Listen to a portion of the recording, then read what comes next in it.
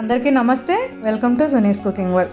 ఈరోజు వీడియో ఏంటో అర్థమైపోయింది కదా. చికెన్ 65 రోడ్ సైడ్ బండి మీద దొరికే రుచితో ఇంట్లోనే ఈజీగా ఎలా చేసుకోవాలో చూద్దామండి. దీనికోసం అరకిలో చికెన్ అయితే తీసుకోవాలి. శుభ్రంగా 2-3 సార్లు కడిగిన తర్వాత మళ్ళీ ఉప్పు నిమ్మరసం వేసి కడిగేసుకుంటే నీచు వాసన అనేది లేకుండా ఉండిద్ది. అలా శుభ్రంగా కడిగేసుకున్న చికెన్లో అప్పటికప్పుడు నూరుకున్న అల్లం వెల్లుల్లి పేస్ట్ 1 స్పూను, 1 స్పూన్ కన్నా తక్కువగా కారము, 1 స్పూన్ అంతా కాశ్మీరీ రెడ్ చిల్లీ పౌడర్ వేసుకోవాలి. రుచికి సరిపడా ఉప్పు వేసుకోవాలి. 1/2 టీ స్పూన్ అంతా పసుపు వేసుకోవాలి. 1/2 స్పూన్ వరకు ధనియాల పొడి, 1/2 స్పూన్ వరకు వేయించిన జీలకర్ర పొడి, 1/2 స్పూన్ వరకు చికెన్ మసాలా వేసేసుకోవాలి.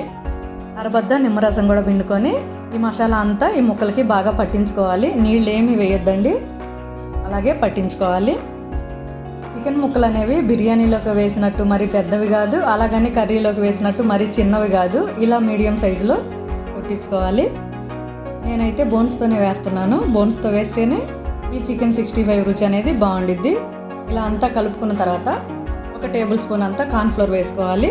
కార్న్ఫ్లోర్ లేకపోతే బియ్య పిండి కొంచెం, మైదా పిండి కొంచెం అయితే వేసుకోవచ్చు.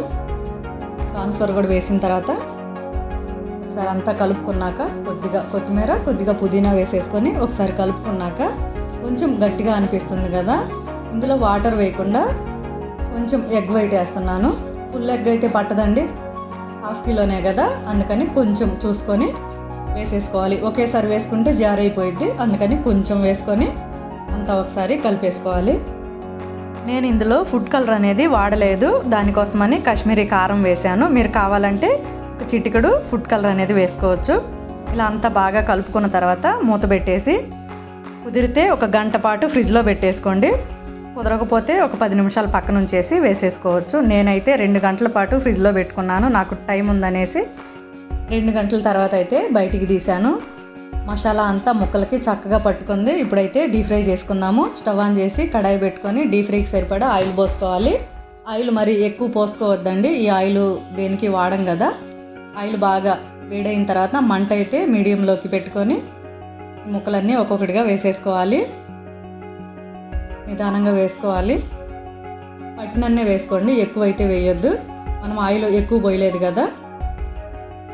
వేసిన వెంటనే తిప్పకుండా కొంచెం వేగిన తర్వాత రెండో వైపు కూడా తిప్పుకొని 2 వైపులా ఒక 4-5 నిమిషాల పాటు వేయించుకోవాలి. ఒక 80% వరకు వేయించుకోవాలి. ఇలా వేయించుకున్నాక తీసేసి ఒక గిన్నెలో పెట్టేసుకోవాలి. మిగతావి కూడా వేసేసుకోవాలి.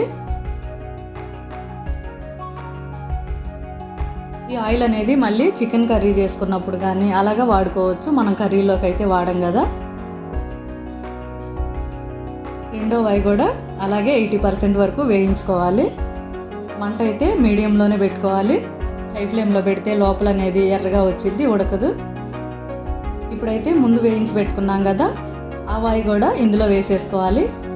ఫస్ట్వి 80% ఉడికించి పెట్టుకున్నాం, సెకండ్ వాయి 80% ఉడికిన తర్వాత ఫస్ట్వి కూడా ఇందులో వేసేసుకొని ఇప్పుడైతే హై ఫ్లేమ్లో పెట్టుకొని ఇంకో 3-4 నిమిషాల పాటు 2 వైపులా తిప్పుకుంటూ క్రిస్పీగా అయ్యేంత వరకు వేయించుకోవాలి.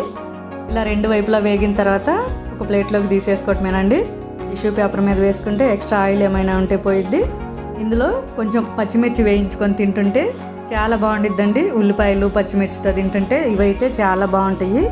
ఈ సండేకి మీరు కూడా ఇలా ట్రై చేసి మీకు ఎలా వచ్చిందో నాకైతే కమెంట్ చేసి చెప్పండి. ఈ వీడియో నచ్చితే సునీస్ కుకింగ్ వరల్డ్ ఛానల్ని సబ్స్క్రైబ్ చేయండి.